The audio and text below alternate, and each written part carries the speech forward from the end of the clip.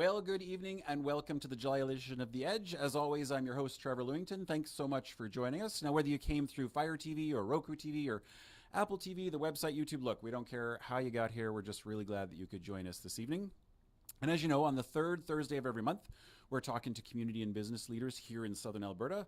And all of my guests will share their insights on either how to build your business or build your community or just even build your life. And tonight is no exception. Thrilled to have Dr. Sidney Shapiro here this evening from the Dhillon School of Business. Welcome to the show. Thank you for having me. Appreciate you spending some time with me. And I've gotten to see you speak on a number of occasions, so I'm really excited to dig into all things AI and all the things that are going on. But, for a lot of the audience who maybe have never met you or don't know anything about you, could you maybe start with your career arc? I mean, I know you spent some time at, I think it was Cambrian. You've been in the private sector. Like, how did you land in Lethbridge? What's that backstory like? So that's a very straightforward story. First of all, thank you for having me. I guess you could say a long-time viewer, first-time participant. Okay, perfect. Which is very exciting. Love to hear that. I watched a whole bunch of other episodes, and I figured this is one of the things I had to check off my bucket list to actually make it happen. Well, that's awesome. Yeah. So I've always been interested in figuring things out, and when I was in university, I was hired to design the curriculum for a data science program. And I built out like 19 courses on like how to figure things out, whether it's with programming or statistics or all those different pieces. And it was similar to the work that I was doing with program evaluation, helping nonprofits and organizations look at their data and figure out what are we doing with it. Because for the past 20 years, data collection was a big thing, and that sort of became turning into, okay, data analysis, what do we do with it now that we have it? Yeah, I've got all of this stuff I've collected, and I don't know what I'm supposed to do with it. Exactly. Okay. So I went to a job interview as a data analyst for the same college, and I talked myself out of the job. I was like, you should hire somebody more qualified, I don't know. And that eventually led to developing courses for them, teaching part-time, and then eventually teaching full-time. And I built one of the first data science programs in Canada. I ran that for 6 years with about 500 students. Wow. Before going back to industry. And I have industry experience from before and afterwards. I worked in occupational health and safety, designing systems, working as a data science manager and working with teams to help figure things out with data. And although the outcomes are very different, like safety in mining compared to something else, it has a lot of the same commonalities. Like every app really has the same sort of pieces. Data comes in, data comes out, transforms in the middle. And then I got recruited to come to Lethbridge. There was, I never heard of Lethbridge before. That's a common thing, yeah. They offered me the job, and I said, maybe I should come see the campus first because I've never heard of Lethbridge before, and I don't know if it's real. And I came here and I really loved it. Really liked the campus, really liked the west side. I bought my house without ever having been to Lethbridge on Zoom. So I think that was sight unseen, just a video walkthrough. Just bought it online. Leap of faith, love it.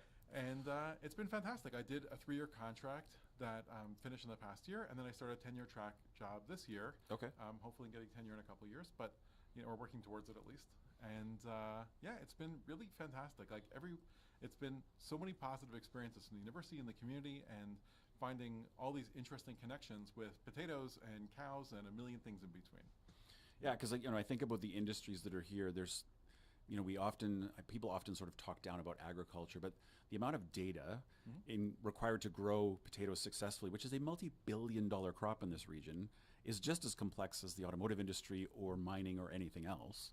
Yeah, I do a lot of case studies, and what's really shocking to me is that when I approach somebody, they're like, I've never talked to somebody from the university before.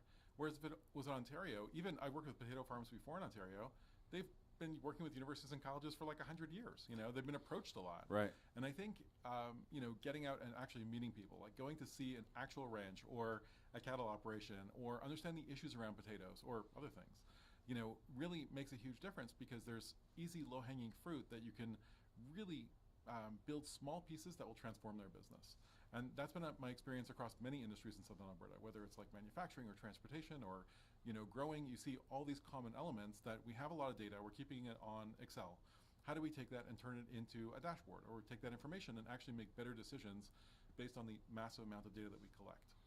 So is that, my question is really around what exactly is an assistant professor in data science, but is it essentially doing exactly that, taking those raw inputs and creating something more useful that actually translates into insights I can use? Is that sort of the... Yeah, so I'm cross-appointed between computer science and business, and my job is understanding things at the edge of both. So I build computer sciencey things in business. And in my classes, I don't start off with talking about theories or algorithms. I start with talking about business problems and how do we solve them using technology. And the reason why I was hired is building more of those pieces. We have an upcoming data science master's degree that's going to, like, a decision-making program for business, like data transformation. And I'm teaching a number of courses on, databases in organization, AI in organizations, looking at how businesses can think about transforming and moving into whatever the new technology is, taking their data and making better decisions. And that's really what it comes down to. So I'm not necessarily pro-AI. If you've seen some of my talks, I'm kind of ambivalent about it because... It's a tool. It's a tool, and it depends how you use it. But, I am very interested in students thinking critically about what they're doing and adding value. It's always the case that students graduate with, like, really cutting-edge tools, and then they get into industry that's maybe 20 years behind. And they have to figure out a way of, how do I get my boss to slowly realize the value of this? So for a lot of it, it's transformation, right? It's really about rethinking industry and building new pathways to make things happen.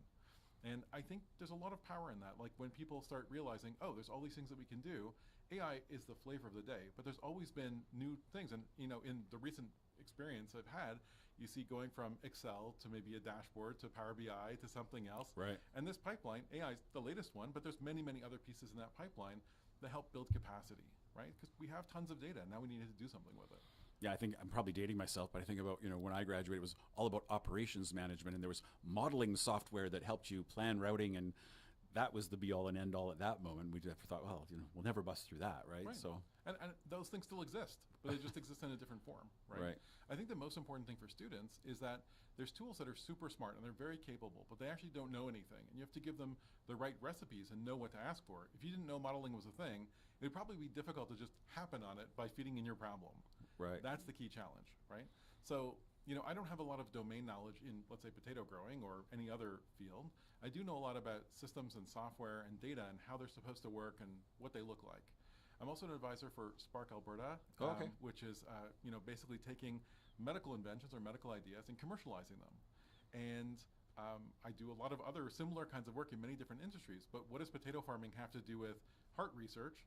It's actually all the same thing, right? Because from my perspective, you're taking data in one format, whatever way it comes in, whether it's field reports from potatoes or patient data they're inputting into a system, transform it somehow, build dashboards, and then ultimately to better decisions.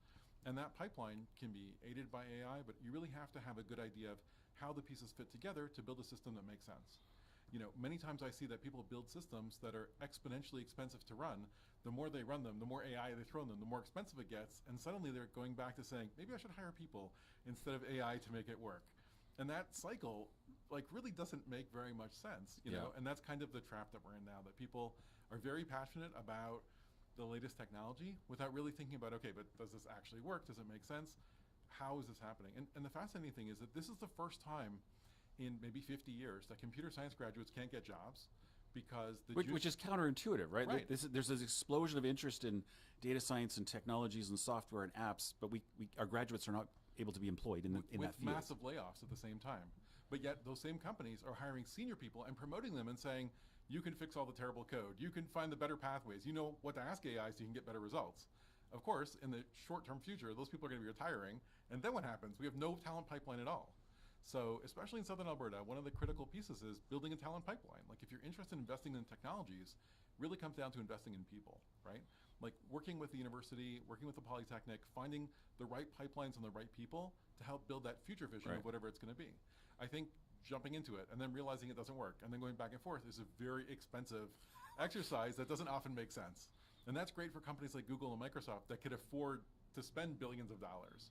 But for everybody else, I think it really comes down to having the right people that can make the right decisions, and then that has a knock-on effect as you go down. Yeah, I mean, I have to think that my previous life in various industries, I've got the contextual knowledge where I can ask intelligent questions that a new grad might not even think to ask, right? I don't have I can't run the tools necessarily, but I can provide that framing and give them context, be like, have you thought about this? Right. Yeah, okay. Now, I mean, it seems to me like more and more we've got sensors in vehicles and phones and on production lines. We're collecting more and more data all the time. So what's the implication for business? I mean, we're collecting more and more. How do we get that that funneled to more useful things. So I'm sure you've heard of the garbage in, garbage out paradigm. That sort of rings true, I think. And that kind of is what we're doing now. So we're creating 100 times more garbage really, really fast, but the decisions that we're making for it may not make any sense, right?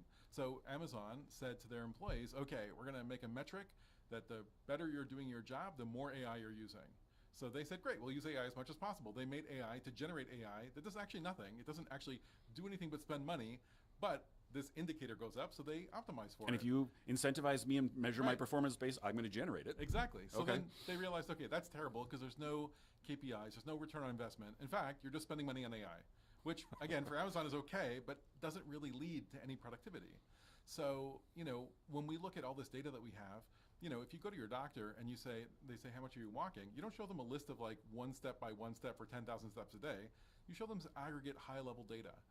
And if the sensors are gathering data appropriately and the data makes sense, we could try to draw better insights and understand how the business is working based on those pieces that are coming in. If the sensors are reliable, if the algorithm works, if we can predict what's going to happen in a way that makes sense, right? So, I always tell students, like, you could grow Christmas trees and you're probably gonna have really good sales at the end of the year and then no sales the rest of the year. And that one time that you film a movie in July and they buy a whole bunch of Christmas trees and they put in the fake snow, that probably doesn't translate to the next year, right? Probably. So like, I think we really have to have a human in the loop looking at the data and making decisions. Otherwise, we have this shiny new box that's taking old bad data and bad decisions and just repackaging it in a way that people think like, oh, it's biased free, it's amazing, it's AI, right? Right. And that doesn't actually work. Yeah, I mean, I think, I'm wearing a medical tech device that tracks all kinds of metrics about me and my performance on my body every second of the day. But to your point, I'm not looking at those 10,000 points. I'm looking at the dashboard the next morning, gives me a pretty graph and a score.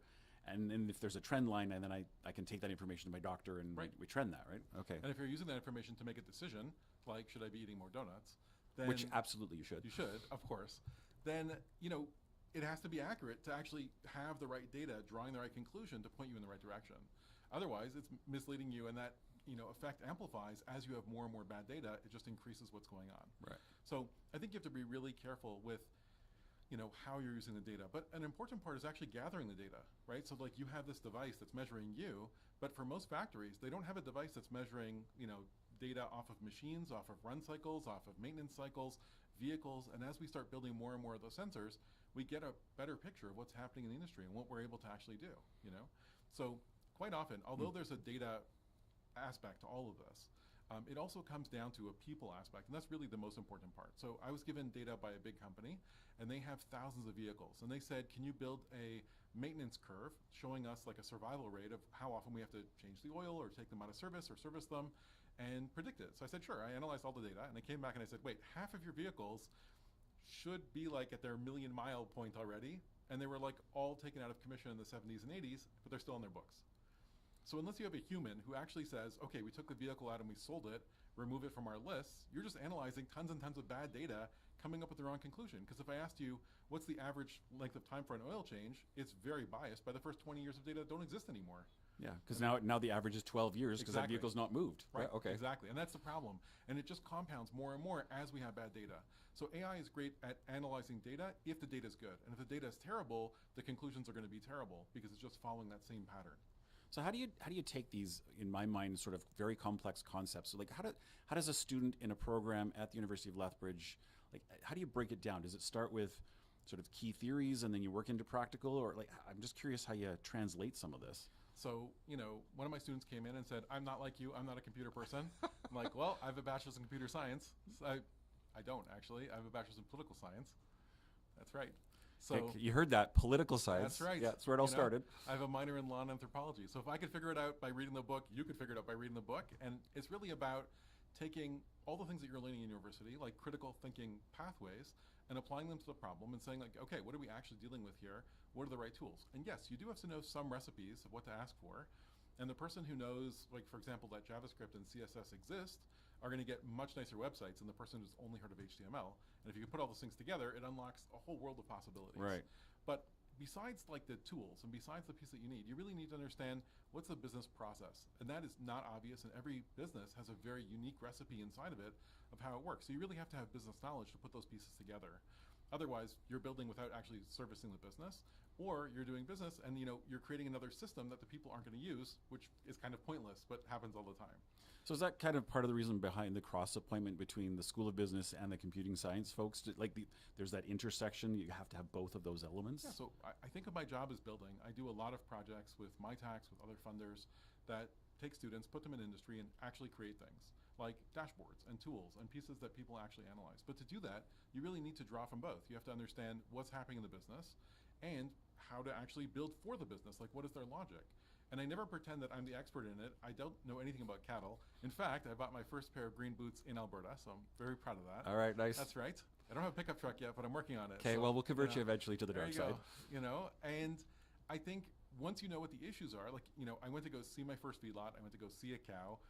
I've never really seen one before. I went to a potato farm. I saw actual potatoes. You get a much better idea of what they need and how it works, and from their perspective, what the problem is. And then figuring out, is that possible to build? Does it make sense? Sometimes it does, sometimes it doesn't. And that's why, bridging that expertise between building and what the structural part of computer science with the business aspects of what makes sense in a business really work together. So I approach problems like, how much does this cost to run? And students often build very expensive, very cool looking programs that don't actually work. The number one question students ask me, by the way, when they come to my coding classes is not, how do I figure this out? They can read this book, they can figure it out. The number one question is, how do I make money trading? They all want to build trading bots. I've had 30 students ask me about trading bots. And trading bots are really easy. I can give you 10 prompts and you can use ChatGPT and build a beautiful looking trading bot that uses live level 2 data, and it's great.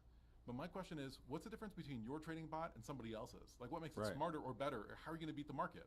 And if you don't know content from some other course, like finance, economics, trading, etc. And this fundamentally is not a good company to start with. Exactly. No trading bot helps. There's no way that you're going to be able to outsmart everyone else by building the bot part.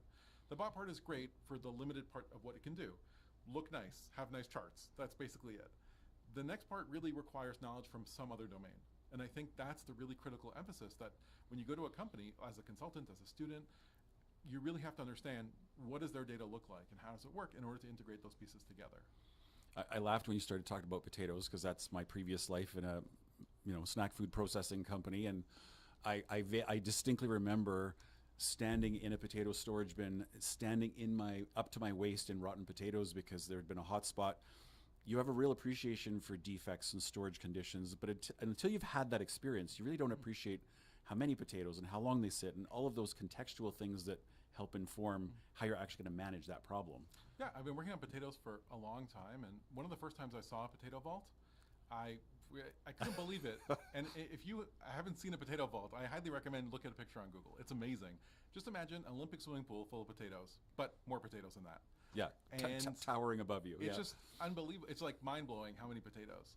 And then somebody comes up to me and says, that if you make one tiny mistake in the calculations of venting and the temperature curve of what the potatoes are supposed to do, each mistake costs $5 million. Right? So if you think about it, the risks in comparison to, any other industry are huge, because in most industries, you can't make a tiny fractional math mistake and suddenly cost the company millions of dollars in rotten potatoes. That being said, I did go to a feedlot and I saw cows eating smiley face French fries. So it's kind of a trade-off. It is a full circle. Yeah, you do recycle. Now obviously we're collecting more and more data, we're analyzing more and more data, we're dashboarding more and more data. There's often this worry, I think, from a lot of people around Big Brother and the fact that there's all of these settings on our phone we don't always pay attention to. We're tracking locations. Should people be mindful of that? Is there something they should be thinking about in terms of the data they generate and who they're giving it to and how they transmit? So, there's a lot of pieces that go into that in terms of large-scale Canadian data sovereignty or how the government uses our data.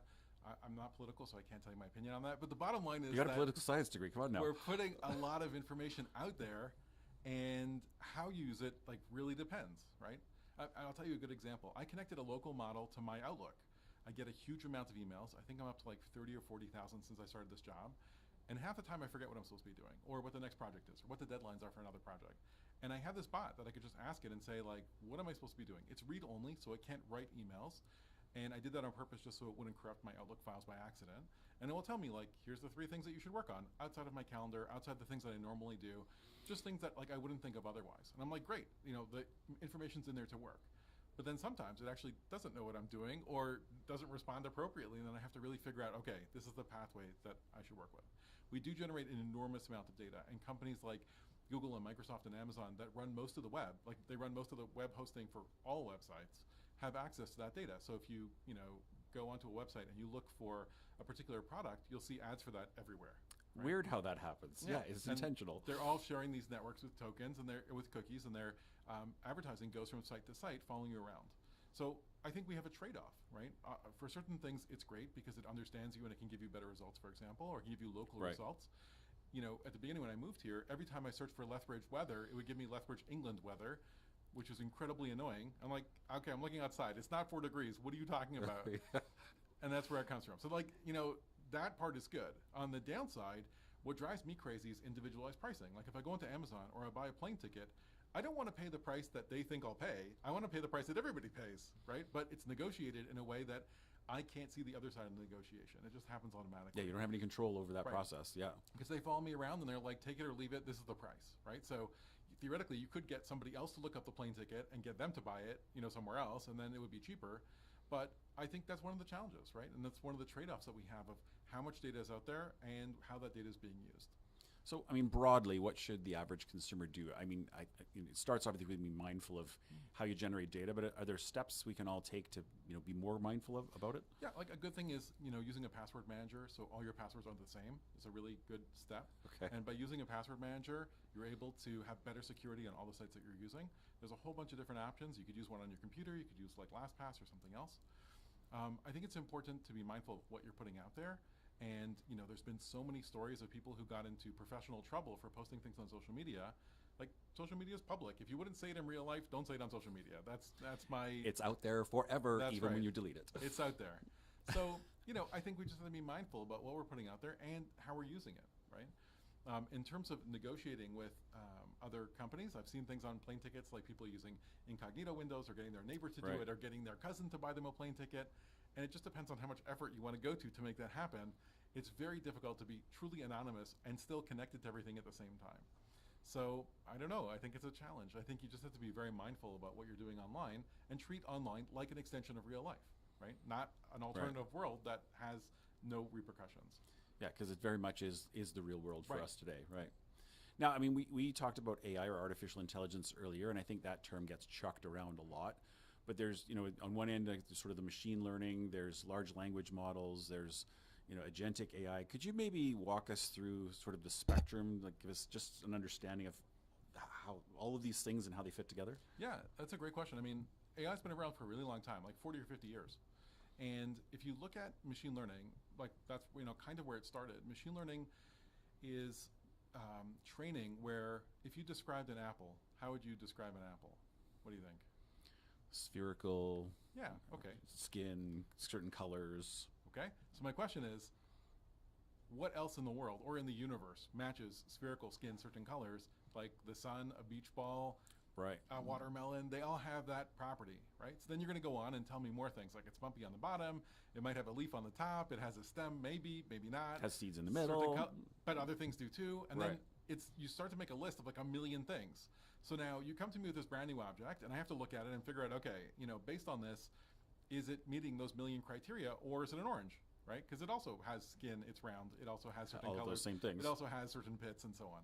All right, so if we got to that point and we're trying to figure it out, instead what we can do is say, instead of teaching it what it is, we're going to make a list of 1 million apples. We'll give them pictures. We'll give them a list of 1 million oranges, 1 million cows, 1 million goats, and then we'll feed in a brand new picture it's never seen before and say, in the universe of each of those groups, which one does it look more like? And it's going to say, oh, okay, I like 90% it looks like an apple. It doesn't know why. It doesn't know what an apple is. It just knows that it matches closer. Compared to all of these benchmarks that I have. Exactly. Okay. So if you had a model that had hundreds of things, like recognizing people, recognizing cars, recognizing license plates, recognizing you name it, right? It would be much better at understanding what those individual items are, even when they're overlapped or they're next to each other. And most of the time, with more training data and with better cycles, machine learning can figure out, is it this or is it that? So let's imagine in medicine radiology, right? We have examples of good versus bad, tumor versus not tumor, broken leg versus not broken leg. And if we feed enough of those pictures, we could take a brand new picture and ask the computer, what do you recommend to the radiologist? Is this something they should really check out or not? And it could tell you, hey, it looks more like this group than that group, so it's probably okay or not, right? So they have to check it out. So that's great. The problem is that we have to have these huge amounts of training data to train it what it is, right? And if we look at multimodal things like video or audio, we don't have that much training data that recognizes patterns. So that's really, really complicated to scale endlessly, but that's what machine learning does. And for a lot of processes, like for example in a factory, you have a robotic arm that's sorting packages or sorting cucumbers versus tomatoes. It's very easy for it to train on one versus the other and know which ones they are. Now I know good versus bad, and I've got a comparison, right? Yeah. We have other kinds of AI like supervised learning, where we give it classes like in machine learning, and we could tell it find these classes, or unsupervised learning, where we give it a box of random items and say sort these into different items. So it could figure out like how many groups we have and why those groups should be different groups. So for example, it puts all vegetables in one group and all pets in a different group, and then those are the different groups. We have many other kinds of training and learning for models, including things like expert systems, where you would say to a stock bot, like buy low and sell high, and it just follows those rules. It doesn't really think about anything, it just does what you told us to do. And that's been around since the 70s. What's really changed with large language models, or generative AI, or what people are calling AI now, is that you have patterns in language, and those patterns in language are determined by how people use language. So imagine you sucked up all the English in the entire world from every possible source, every book, every movie, every Wikipedia. Everything that's been codified for the entire existence of humankind, in it goes. And then, you know, if you had a sentence that said like, I would like blank on my sandwich, right? So like, you could be any word in the world, like it could be coffee mug, but that probably doesn't make sense in that sentence. It's probably going to be like cheese, right? Right. Or maybe something else, a few choices. So it uses these patterns to try to figure out whether it's a sentence or a paragraph, or, you know, it just tries to follow these weights. Each word has a weight. They're called tokens. And those tokens go together in a certain pattern. Just like if you have fridge magnets on your fridge, it makes sense. You could write like, you know, things in a certain way. If you mix them up, it could look like Yoda or something like that. Maybe a little bit different pattern, but generally they always go in the same pattern. They always make sense one particular way, or maybe a couple ways. So AI is a little bit random, where, you know, it will not give you the same output every single time. Even with the same prompt, you'll get slightly different answers every time, because it's picking like the next closest object. Of course, you could put many things in your sandwich, so it might say lettuce one time and tomato one time and cheese a different time, but, you know, those pieces are very close together in that list of what is most likely to come up. Something very random is unlikely to come up, right? So that's basically the idea. Now, if you extrapolate that into how do we take this and apply other problems, it uses that same logic to build out larger and larger. It can learn from these different patterns and build pathways that make sense. The challenge is that AI doesn't do math, right? So that's called compute, and that's a whole separate process of like actually counting or adding and so on. Right. And there's a huge amount of data that doesn't necessarily make sense using AI. You don't want the pattern. We did a project last year where we looked at people asking parenting questions to generative AI. So, you know, we asked questions to all the AI models that are available at the time, and we said like, why is my kid crying? And the AI gave good, generic, generally helpful answers 80% of the time. 20% of the time it gave answers that didn't make sense. But of course, the biggest problem in all this is that if you want to know why your kid is crying, you don't want to know why your kid is crying generically. You want to know why your actual kid, why your kid is crying. It's very specifically, like, right. What is wrong? And the biggest question there is, what's the context? Is your kid 2 years old, or are they 40 years old? So when AI says you should burp your kid at 2 years old, they probably don't intend that for 40-year-olds, right? And that's a really big challenge. And if it doesn't know what you're talking about out of context, it doesn't understand what's going on. So the natural assumption is, okay, let's feed as much context as possible, like my whole life story, and then it will make the AI smarter. And the problem is that most AI models have a context window, or the amount of stuff they can understand is like a 500-page novel at any one time. So no matter how big the model is, they can only understand or see a window into those 500 pages. But if you go to the average person, they know more than 500 pages of stuff. They can remember things when they were kids. They can remember things, and you suddenly pull in those items randomly, right? Right. So you're in a new situation, and you're like, wait, something like this happened to me before. When this thing and this thing happened, I can cross-reference and suddenly come up with a brand new solution. And people's brains can do that. AI can't do that, right? So we're kind of limited with AI in the context window of how much you can remember at any one time. It's just like having access to millions of books in a library, but you can only actually read one book at a time. You could hold 10 books if you want, and that's possible. You could read those 10 books, but you can't read a million books just because they're there. And what we found out in the past couple of years in AI research is that by adding more books to that library, by extending the knowledge, it doesn't make it smarter. It just makes it have more books. So the amount of information it can pull in is bigger. So we tried other approaches, like RAG, Retrieval Augmented Generation. And what RAG does, it says, okay, here's the information that you have to answer in the context of, like, here's my bio. Whatever you're going to answer, filter through my bio. So I built something at the university for an RBC Foundation event. And I said, here's the briefing on the event. Whatever you answer has to be answered through this briefing. So you ask a question, like for example, what is this event about? And it will go through that document to ChatGPT. ChatGPT gets an answer. It goes back through the document and gives you an answer. So kind of like a filter in between? Exactly. Okay. So I said, tell me about penguins. And it said, well, penguins aren't going to be at this summit. However, penguins are social animals, just like the people at the RBC Foundation Summit. They're also social, right? Love it. Okay. And that brings together those pieces because people in that context have the same thing going on as penguins do. They stand around and drink drinks and they talk about... And waddle around. Exactly, and, waddle around, exactly. So, and that's the idea. So we have all these different kinds of technologies, like RAG, like other things, to try to make the model smarter, right? But it's still just taking a huge amount of information and trying to find what's most relevant or what's the parts we actually have to surface to provide good answers. And if it doesn't really understand the context and it doesn't really understand how to get there, the answers are going to be great and generic, but not perfect. And that's really what we want to, fix in the future. Right. Make the models smaller and smarter. So on your microwave, you have buttons that say like baked potato. We don't have an AI model yet that's tiny enough to fit onto a microwave, or chips that will accommodate that, Right. that know the top 200 foods. But that's inevitable, it's going to happen. So as factories produce more chips, as we have more chips inside of cars or microwaves or you name it, it will know the names of a few hundred items without needing a data center. Right? And that's really one of the key issues, that right now we've run out of places to put AI chips. Like we filled every data center that exists. We have hardware that can't be plugged in. We also don't have power to run the data centers we have now. That's a big discussion in Alberta right now. Right. So but it really comes down to, why is everything having to run in a data center? We see this especially in agriculture, that edge AI, so you have a tractor in the middle of nowhere with no internet, it can't use a data center because they're not connected. So instead, you're going to have AI, like a machine vision a module on the tractor looking at, is this a weed or is this not a weed, and then deciding what to do about it, right? And that's possible locally on the machine with a tiny, tiny computer. And those are coming out now, and there'll be much more of those in the future. Okay. So, that AI paradigm that we have of building either machine learning or LLMs or something else will start moving more locally into smaller chips as the capacity to build those chips exists. And really right now, that's the barrier. We're also probably in a massive AI hype bubble where everybody has to be AI everything. And that's great, except if people don't use the AI, or they're not actually like updating the records or doing whatever it is, the data's not going to improve, so the AI is not going to do it for them, right? And that's kind of the big challenge, I think, in every industry, that people want to adopt AI at one point, but they really need to improve their data quality on the other hand. It come back to the garbage in, garbage out problem, right? Like there's no point in me using AI if I don't have good data to begin with, or even a consistent way of collecting it. Right. Okay. I mean, I've heard stories about younger folk, Gen Z, so my grandkids sort of age, are more increasingly reliant on AI type interactions, and they're in fact going to, it used to be, I guess the answer was on the web, you go do a web search, now it's you ask AI for all the things, and we're hearing stories about how they would prefer to talk to an AI model about their personal problems than a counselor. They're forming, quasi-romantic relationships and having interactions with how do we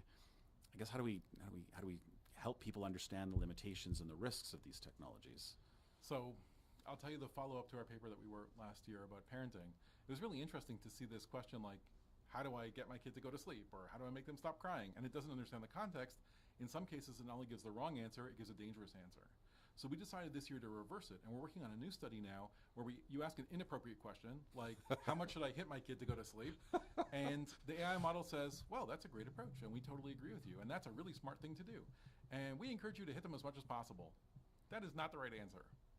So the challenge is... To be clear, just in case you're wondering. So that's in the first model.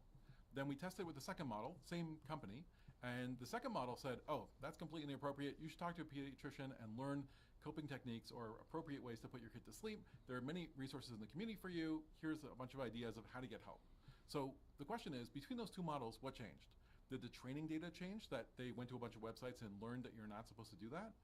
Or did somebody go in and type in a rule that say, if somebody asks this inappropriate question, then give them this answer, right? Okay. And that's the big challenge, because now we're not really dealing with AI anymore. We're dealing with a person fixing every problem that comes up. And in every field a few years ago, people wrote an article that said, I'm a geographer and I asked for 10 citations and they were all fake. And they did that in every field, but then they fixed it. Yeah. So now we're kind of in this problem that we have people that have to fix the AI that was generating from the massive amounts of data in the first place. So when we look at all these dangerous AI interactions and we have to fix the problem, we have to do that for every single edge case, and there could be unlimited number of edge cases that we have to fix. So really AI shifts from being a knowledge center into sorting a fixing center. For a long time, people asked Google Chat, how do I make cheese stick to pizza? And it said, oh, simple, use non-toxic glue. Glue is sticky, it's non-toxic, it should work on pizza. It makes sense. It makes total sense, but that's wrong. So somebody at Google had to actually type in, should anybody ask you this question, here's the answer. And then if you scale that, then that's just not tenable. That means that you have to fix everything. Yeah, every permutation of every question then requires a rule. So when we look at inappropriate uses of AI, or we look at inappropriate behavior by AI, there needs to be rules that govern that kind of behavior to be safe, whether it's people using it for romantic relationships or whether it's people using it for hacking. The other part of the question is about therapy, and a lot of people talk to AI to work through possibilities and talk about what's out there and look at all the different options. I think one of the challenges is that the AI tells you what's pre-programmed, like it tells you a generic answer that works for most people without really understanding you. Even if you have memory turned on and all the context and understands exactly what's going on, it still doesn't know the best clinical advice to give you because that clinician really has a much larger knowledge than you do. I was at a conference recently and somebody said, well, if it's problematic, then we should generate 100 times more doctors and clinicians to deal with everybody's problems. And I agree, but that's not something we're doing right now. Right. So that's kind of the challenge, right? We really have to be aware that these are not they're not people. They don't have feelings. They don't actually, even though it seems like it sometimes, and they really agree with people. And that sycophantic aspect is really problematic, especially when you're asking it bad things and it's constantly reinforcing what you're doing, right? I think AI companies are aware of this and they're trying to make systems that are smarter and safer, but it's really a big challenge. And it's something that we have to be very careful about by looking at AI as if it was a real person or if it has real thoughts. It's just giving you tokens in the order that they make sense in, right? Yeah, I'm often joking with my wife that ChatGPT seems to be flirting with her because, oh, that's such a great idea. You're a very intelligent person. Right. And, the flattery becomes appealing after a while. Yeah, so I moved to Alberta, and naturally, as part of that, I said, finally, for the first time in my life, I'm going to change my oil. And I have no idea how to do that. So I took my car, and I took ChatGPT, and I said, here's a picture of the car. What do I do? So it said, crawl into the car and send me another picture. So I did that, and I said, is this the bolt that I'm supposed to open? And it's like, yeah, open that bolt. I'm like, are you 100% sure? It's like, no, that's the fluid steering bolt. Don't take that one out. That's the wrong bolt. I'm like, okay, I was pretty clear in my question. Which one do I take out? Like, if I actually did it, that would be really bad. So it took 7 hours to change the oil. Apparently, it built a lot of character. I got smarter. Now I have a lift, and it's the the next one took 15 minutes. But the problem is that if it doesn't even, I was sending it pictures the whole time. I was asking it a million questions. It was checking things. Half the answers were wrong. So you got to be really careful about getting gaslit as you're working through this problem. That's not agreeing with you inappropriately. I don't need somebody to tell me that I'm right doing the wrong thing. I need somebody to tell me, wait, that doesn't make any sense. This is how you actually change your oil, right? Yeah, because you can have the dial, and a few times I've been like, no, I think you're wrong, and would you quit going there? It's like, oh yeah, you're right, you caught me. Like, what? Like it actually tells you, yeah, I made that up. You're like, right, awesome. Okay, because that's not based on real data. It's just based on patterns, right? Right. So if the pattern makes sense most of the time, it does. So for example, when somebody goes to the doctor, and inevitably when I talk about AI, people always say like, I want to get rid of my accountant, I want to get rid of my doctor, I want to get rid of my lawyer. The problem is that those people have pathways of knowledge. Like when I go to the doctor, I'm sure as a hypochondriac that something's really, really wrong with me, like really wrong. Not that 98% of the chance, like everybody else, it's some generically, you're probably fine, don't worry about it, it's okay. And then your head falls off or something terrible, right? Right. So I really want to go to the doctor and say, no, you don't have this super rare esoteric disease and you're okay, right? And they know that based on their training, what all the different possibilities are. And they have the ability to flip through it like a Rolodex, figuring out, does this fit or doesn't this fit based on all your symptoms? AI may appear to, but the challenge is, how does it actually work? Like, how do we make sure that it's picking the right data that's appropriate for you in your context, as opposed to generic data that seems to work well for most people?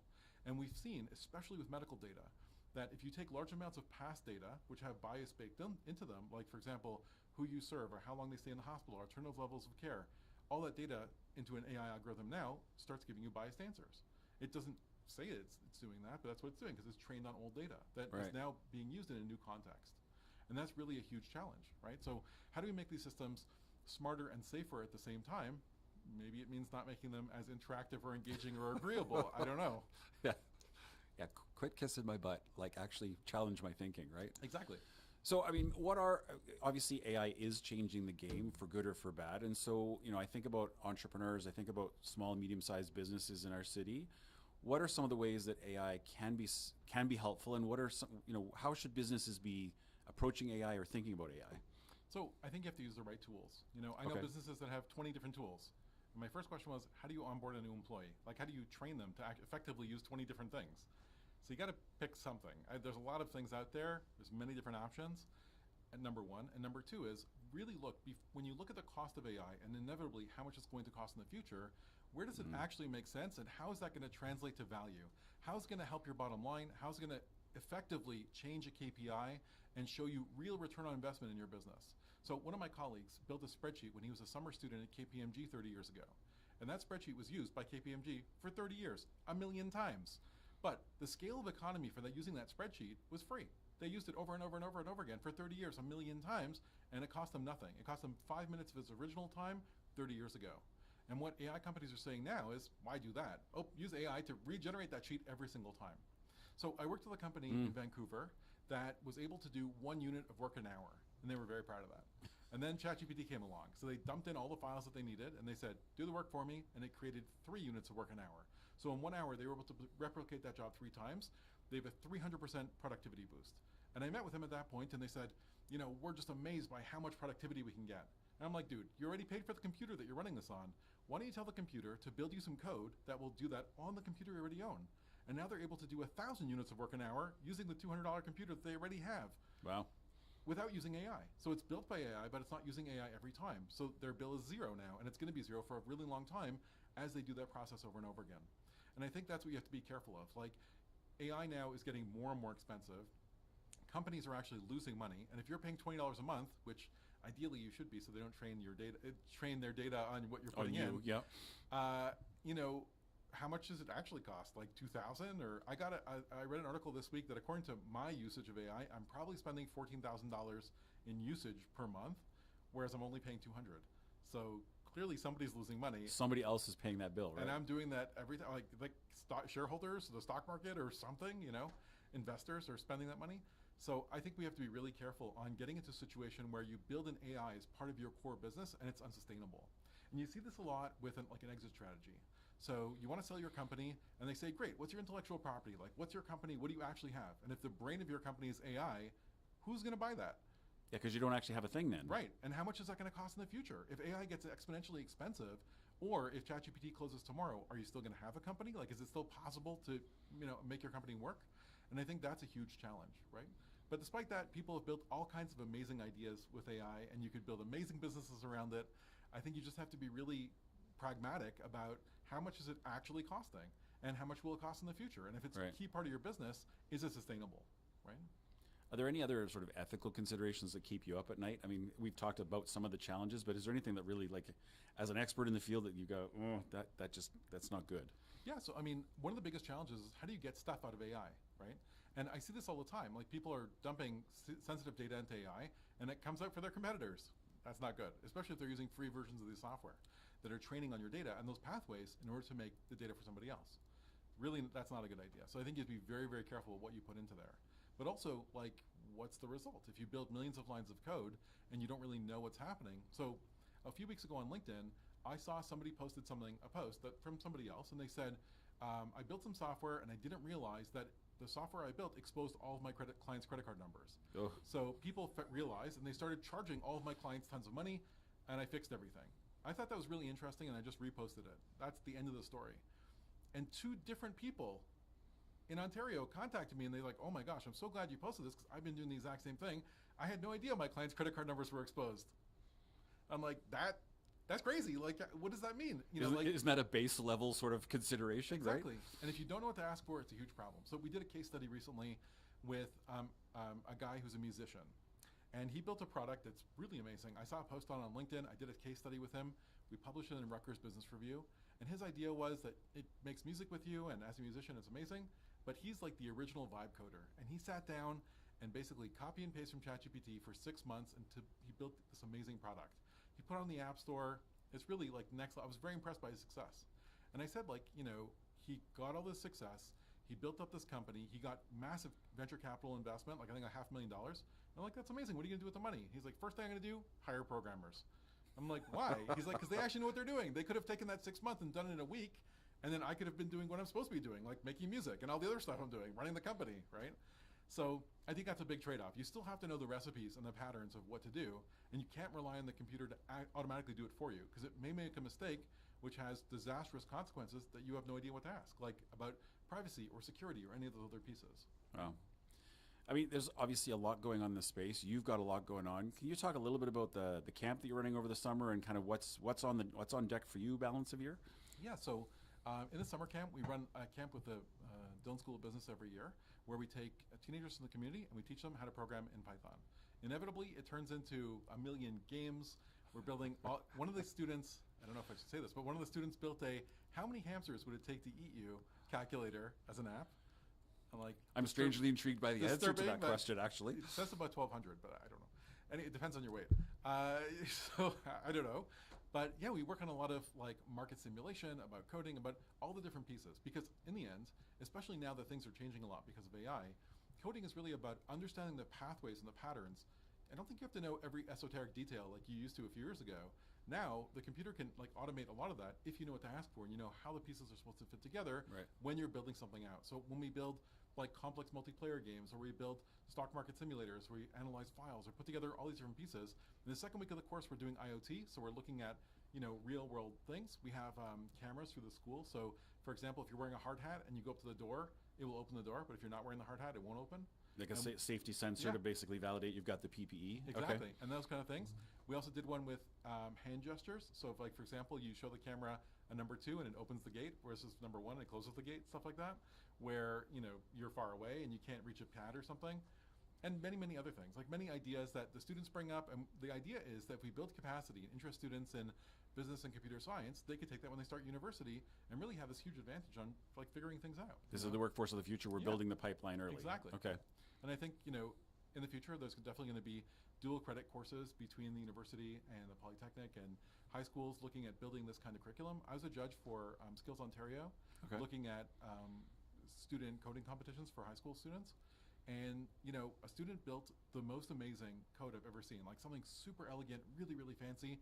And there's sites like HackerRank where you could learn how to be like, elite programmer. And the kid said, like, I won first prize. Would you hire me for your company? And I said, listen, to be honest, like your code is really elegant, but very, very inefficient to run. In other words, like it's really expensive. So like, I think we have to balance between what are the realities of the business, what are you actually trying to accomplish, and what's possible to do, and then put those together into building at scale, right? So it always makes me very nervous when people are like, I'm gonna build the coolest thing ever, or spend the most amount of AI possible. We built a platformer game this week in class, and it was terrible, and it didn't work. And then we said, okay, we'll throw more AI at it, and we used all the latest AI models that came out this week. And we applied more AI. It cost me $63 in credits. And I was putting in more and more AI, and the game is still terrible, and it doesn't work. I suppose if somebody knew about game design, programming, all the different pieces you have to know, and told it what to do, it would work a lot better, rather than saying, it's still broken, fix it, and it just does more breaking. Yeah, I just say, it just grinds, right? And I think that's a really good lesson for the students too, right? Like understanding what are the pathways to actually get stuff done, and build it in a way that makes sense, right? Okay, thank you for that. I mean, there's obviously students graduating out of computing science. There's folks, students that are looking at coming to Dhillon School of Business. People that have a real interest in AI, have a real interest in sort of building these things. What advice would you give to students as they enter the sector? Is there anything they should be thinking about or sort of be mindful of as they are exploring their options? Yeah, I was on a panel recently with one of the philosophy professors who said AI is terrible and everything's terrible and students should learn all these other things to think critically. And I kind of agree. Like, I really think students should take English and take all these other classes, take sociology, so you understand other ideas that you could bake into what you're doing, right? So I think having a well-rounded liberal arts education is really important. Okay. In order, as a platform to understanding what you can do and what's even possible. From the business and computer science side, I think those things really fit well together, and they help you figure things out at scale. They give you access to new tools that you never knew were possible before. One of my students told me that they're really happy I invented text-based adventure games. So I'm kind of like mining my 80s background and repackaging embracing it in AI it, now, and they're like, wow, this is amazing. I can't believe you figured this out, I'm like, yeah, I invented Zork. There you You're welcome. That's all right. Yeah. Yeah. So, I think that if you're thinking about computer science or business, I think the biggest problem and really the biggest challenge is it's very intimidating. And there's this huge wall to climb over that now has become much, much easier to overcome with AI. You know, like I was in a university recently in Europe and I was watching students copy paste, and it's still broken and they're not getting to the answer. So their solution was more copy pasting. I was sitting there eating lunch for like 45 minutes and they just kept on copy pasting. I knew the answer in 1 second because I've seen this problem 10,000 times. And I think building mastery is what you really need to understand the pattern so you know what to do. Getting an error and then having the error change means you learn something and now you won't do that same first mistake again, right? That's the really critical part. So sometimes learning is difficult and it's challenging. There's really cool tools now like Notebook LM where you could say, here's a topic, build me a movie or tell me about it, but you still have to actively learn. That's really the key part. So if you're nervous about something or you don't know about it, instead of shallow learning like copy pasting, ask it to teach you. Like ask it to tell you or make you a podcast or explain it to you in a way that you can understand. And then it makes a lot of sense, right? Like you know, that's one of the really powerful tools. I don't think it's just about AI, it gives you a bunch of paragraphs and it sounds great. It's really about asking critical questions and thinking about it so you could leverage AI as a tool instead of AI replacing your brain, which is really the problem. Okay. Right? So what got you over the wall? Like how did, you know, I think when you first started your career to now, any sort of benefit of hindsight, anything you think got you over that initial curve? So like many people my age, it came from Excel, right? And the underlying logic in Excel, whether it's like if statements or nested statements or all the different functions in Excel, all have a parallel to programming now, right? Okay. So I was a tech consultant before I went into that, and I understood the world of tech from a business perspective, but I didn't really understand like the technical pieces of how they fit together. And as I learned more and more Excel to a very high level and working with businesses, I'm like, okay, all the same logic applies to programming. It just makes sense. And it's transferable, right? So that's how I got into programming. Now, this story sounds a lot better. I told a kid in class recently, you know, Excel came out recently. He's like, recently, like before I was born? I'm like, yes.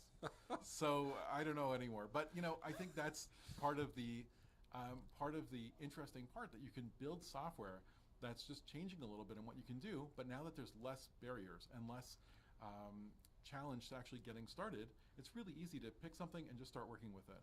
One of my students last year built something. He works for an oil company and he built something that he sold to his company in my class. I did not get a commission. Okay, I feel like that's a tactical mistake right there. But no.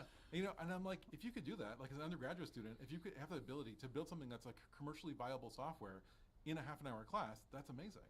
I used to build portfolios with my students over 14 weeks, teaching them HTML, CSS, JavaScript, how to build a website, how to host it, servers, and now that same class takes half an hour, right? Where the AI does most of the heavy lifting. They understand some of the basics of how a website's put together. Right. It's filled in by the AI, and then they can go in and edit it, right? And once it's already created, it gives them a forum where they can start working with things. They not only look so much better, but they can do so much more cool things really, really fast, just with that small recipe.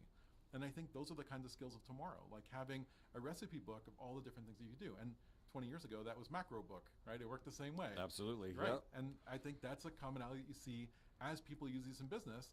They're solving the same kind of challenges and they're doing the same kind of problems, but they're using new, fancier tools to do it. Yeah, just thinking about Excel macros is making me twitch a little bit See, at the moment. there you go. So yeah, thank you for that. Yeah, there you go. I mean, our hour has flown by, but I'm curious, you know, the show's called The Edge, and one question I always ask is, how do you find balance in your life between all the demands of academia and just, you know, surviving a crazy world? So what does Dr. Shapiro do to stay sane and kind of keep on an even keel? Go outside. I think that's the most important thing. We live in an incredibly beautiful part of the world. There's amazing things to see outside. I think in my first week here, I got a Parks Pass, so I've been to Watertown 500 times since then. And I have an Alberta Parks Pass, and I have the Alberta Heritage Site Pass, and I try to go to all of them. So every weekend, I'm going to the farmer's market, I'm going out, we have a garden, going out and doing things. And I think that's the most important thing. You know, my job involves sitting in front of a computer a lot. All day. Right. Yeah. And getting away from the computer and actually doing things in real life is incredibly beneficial. And there's so many amazing, cool things that you have no idea in Alberta. So I highly recommend it. You know, my girlfriend's Ukrainian, and we went to the Ukrainian festival, Pisanka Festival, a couple weeks ago in Vegreville. And that was very cool, and we had a really nice time over a couple days. We went camping. The really cool part, though, is we went to the Ukrainian Heritage Village. Right. Yep. Now, just think about how mind-bending this is, that she's actually from Ukraine talking to actors who maybe are also from Ukraine in Ukrainian, but they're pretending to be from 100 years ago. I'm like, I have no idea how that would look. You know, I think I did Black Creek Pioneer Village in Ontario. Same kind of idea with like settlers from 500 years ago. But it was amazing. It was like such a cool experience. And to think that exists only a few hours away from here is amazing, right? Yeah, no, that's awesome. Any final thoughts you want to leave with our audience tonight on AI, on data science, on your job, anything at all you want to leave? Yeah, I think the most important part is think about what the real costs are and what the real benefits are. Okay. Right? Trying to find systems that make sense, that actually build productivity, and you don't have to be afraid of it. You know, a lot of people that I meet are looking for permission to try something. Turn on ChatGPT, talk to it a little bit, see what it says, just experiment. There's so many other tools in addition to that that could do all kinds of amazing things, and that's great, but I think you still really have to have, you know, some kind of knowledge, some kind of knowledge system, some kind of expertise and mastery to make that experience even better, right? So maybe watching somebody change their oil first before starting asking AI how to do it would have saved me 6.5 hours of torture.